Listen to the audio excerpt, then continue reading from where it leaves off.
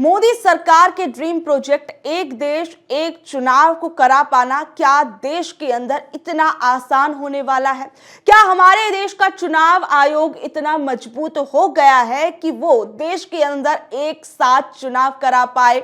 सरकार के लिए क्या ये इतना आसान होने वाला है कि जब ये विधेयक संसद के अंदर जाएगा तो वो दोनों सदनों से इसे पास करा लेगी?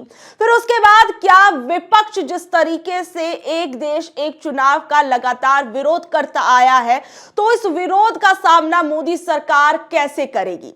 तो सबसे पहले तो आप ये जान लीजिए कि कल इस विधेयक के अंदर क्या कुछ कहा गया जब इसे मोदी कैबिनेट से मंजूरी मिली। तो मोदी कैबिनेट के विधेयक के अनुसार नए प्रावधान अनुच्छेद 82A(1) के तहत राष्ट्रपति लोकसभा की पहली बैठक में तय तिथि को आम चुनाव को अधिसूचित करेंगे। संविधान में अनुच्छेद 82A(2) को शामिल करने से लोकसभा के पूर्ण कार्यकाल की समाप्ति के साथ नियत तिथि के बाद चुनी जाने वाली राज्य विधानसभाओं के कार्यकाल को घटा दिया जाएगा।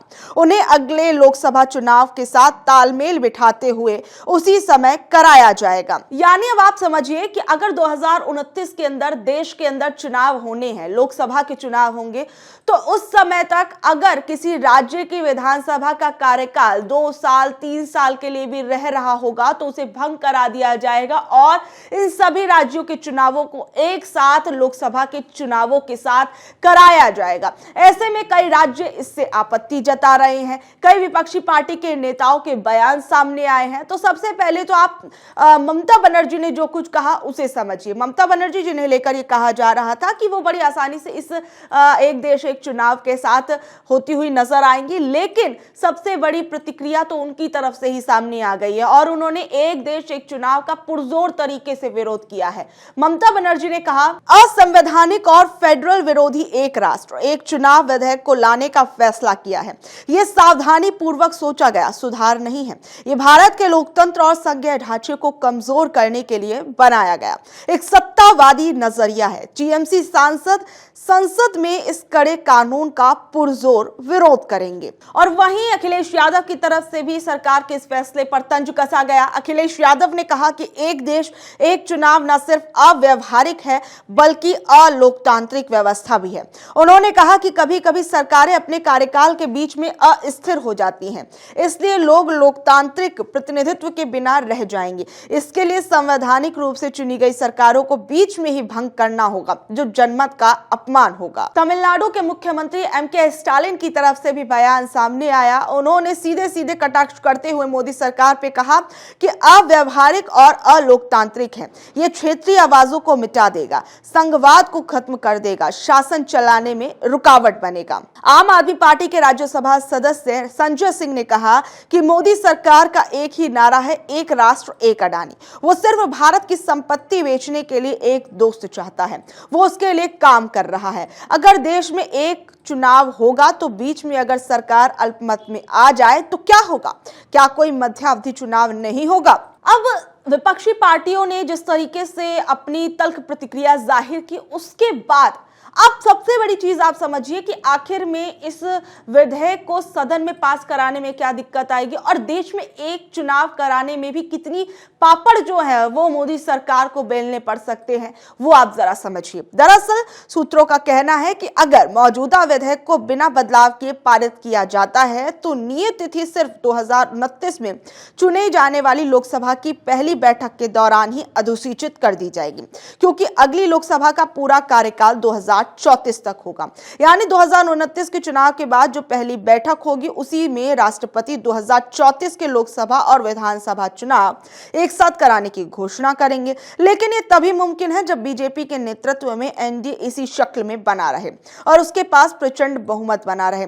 भविष्य में कोई नहीं जानता कि विपक्ष अगर जनता को बता दे कि ऐसी चुनाव प्रणाली के क्या खतरे हैं तो सारा का सारा मामला पलट सकता है।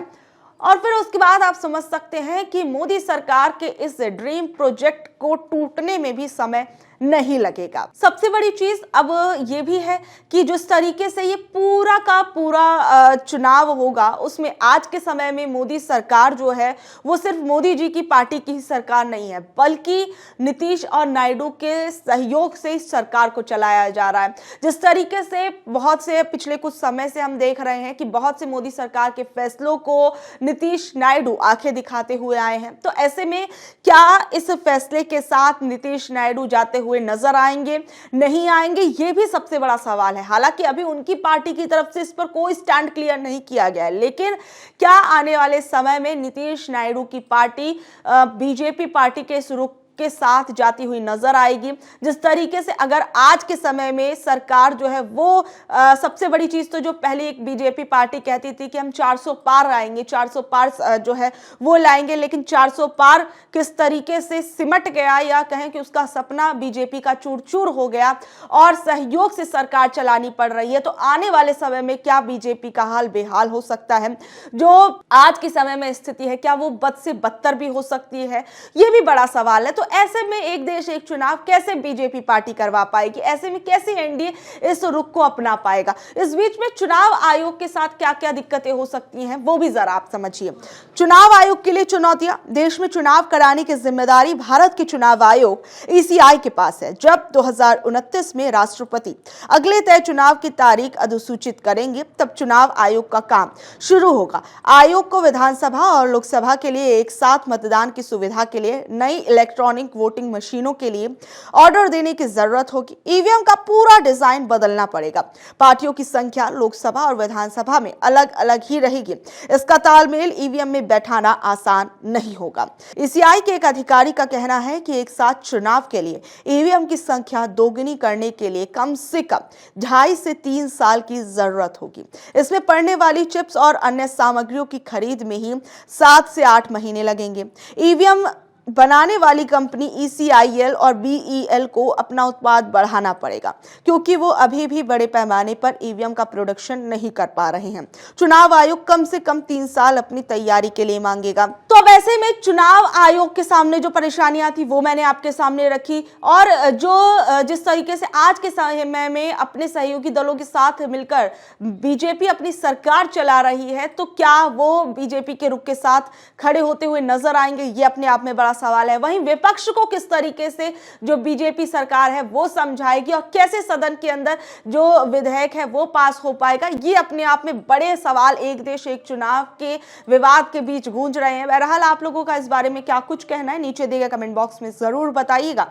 और ऐसी अपडेट से जुड़े रहने के लिए देखते रहिए online news Bharat. Online news Bharat को लाइक करें, शेयर करें, सब्सक्राइब करें। धन्यवाद।